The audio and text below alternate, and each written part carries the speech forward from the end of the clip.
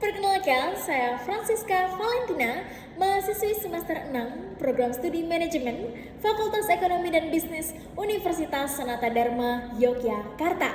Menjawab pertanyaan nomor 1, apa yang paling saya sukai dari Google? Sejak dulu, Google Search telah menjadi top of mind dari search tools. Apa-apa kepikirannya Google, bahkan muncul istilah googling. Dan sekarang, Google membangun ekosistem yang membuat keputusan kita lebih cerdas. Sampai Gemini yang mempercepat proses berpikir, Google selalu menempatkan data sebagai fondasi utama mereka. Sebagai mahasiswi manajemen dan praktisi marketing, saya tahu bahwa keputusan tanpa data hanya akan menjadi asumsi. Dan saya melihat masih banyak banget mahasiswa yang menggunakan teknologi secara pasif, belum strategis. Menjadi Google Student Ambassador adalah cara paling konkret saya untuk mengubah itu. Saya ingin mahasiswa yang semulanya hanya bisa menggunakan Google, menjadi bisa memaksimalkan Google dengan segala macam produk Google. Untuk menjawab pertanyaan nomor 2, program nyata saya untuk Tech and Chill, saya akan membuat program bernama 60 Minutes Growth Lab. Dengan format jelas, 100 peserta dibagi menjadi 10 tim dengan satu studi kasus nyata. Bagaimana UKM mahasiswa atau organisasi kampus yang membutuhkan strategi perkembangan. Mereka wajib menggunakan Google Trends untuk validasi ide pasar, Google Workspace untuk kolaborasi cepat, YouTube untuk merancang konten, dan Google Maps untuk menentukan segmentasi lokal. Output yang akan dihasilkan adalah satu strategi tertulis, satu pitch deck yang singkat, dan satu konsep campaign digital. Indikator keberhasilan dari program saya adalah 70% peserta mengisi feedback bahwa mereka akan menggunakan tools tersebut untuk proyek nyata mereka sehari-hari.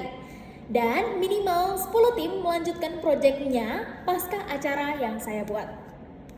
Sebagai ketua DPM, saya memiliki jaringan organisasi untuk merekrut peserta lintas fakultas, dan sebagai asisten manajer marketing saya akan memastikan ada evaluasi berbasis data.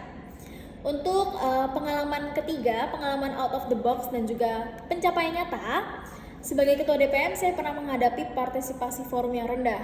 Karena ada partisipasi tentang aspirasi, solusi instan yang saya gunakan itu sebenarnya awalnya adalah memperbanyak publikasi. Namun ternyata cara itu tidak efektif untuk meningkatkan partisipasi forum. Akhirnya saya memilih untuk mengubah format menjadi forum diskusi yang intensif, interaktif.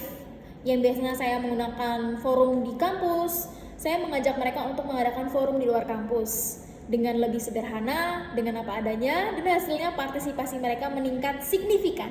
Dan keputusan saya menjadi lebih representatif karena lebih banyak juga yang hadir pada saat itu. Sebagai asisten manajer marketing di Super Dazzle Gejayan, saya sering kali menghadapi traffic tinggi dengan conversion yang stagnan. Alih-alih saya menaikkan diskon, saya mengubah strategi positioning berbasis insight perilaku konsumen.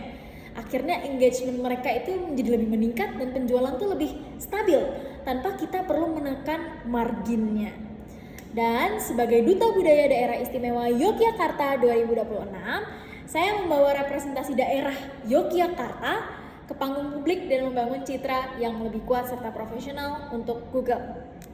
Untuk target 90 hari jika saya terpilih, dalam 3 bulan pertama saya akan mengadakan minimal 2 event Tech and Chill dengan total 200 peserta, lalu membentuk komunitas diskusi teknologi lintas jurusan, dan minimal 150 mahasiswa mencoba mengimplementasikan Google Tools untuk proyek-proyek yang nyata, dan menghasilkan lebih dari 20 konten edukatif di TikTok saya pribadi tentang pemanfaatan tools Google untuk mahasiswa.